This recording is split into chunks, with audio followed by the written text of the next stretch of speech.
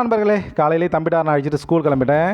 தம்பிட்டாரன் நம்ம கூட இருந்தாலே ஒரே ஃபன்னு தான் நமக்கு. நேராக மேலே போயிட்டு வண்டியை பார்க் பண்ணிட்டு 2 பேரும் நடக்க ஆரம்பிச்சிட்டோம். ஈவினிங் எனக்கு ஐஸ்கிரீம் வேணும் அங்கிள் அப்படின்னு சொன்னார். நான் முடியாதுன்னு சொல்லிட்டேன், ஏன்னா அவருக்கு உடம்பு சரியில்லை. நேராக ஸ்கூல் வாசலில் போயிட்டு ஸ்கூல் பேக்கெல்லாம் கொடுத்துட்டு பாய் சொல்லிட்டு கிளம்பிட்டேன்.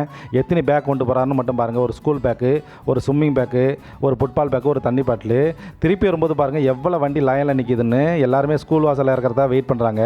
காலையில் சரியான வண்டி இருக்கும், அதனால தான் நான் மேலே பார்க் பண்ணிட்டு வந்தேன். திருப்பி வரும்போது அவரை எடுக்கிறதுக்கு என்னோட மினி கூப்பர் தான் எடுத்துகிட்டு வந்திருக்கேன். என்ன ரியாக்ஷன் கொடுக்குறான்னு பார்ப்போம். போயிட்டு வெயிட் பண்ணிட்டு இருந்தேன். கொஞ்ச நேரத்தில் அவர் ஃப்ரெண்டோட பேசிட்டு மெதுவாக வந்தார். திருப்பி அவர் பேக்கெல்லாம் வாங்கிட்டு 2 பேரும் நடக்க ஆரம்பிச்சிட்டோம்.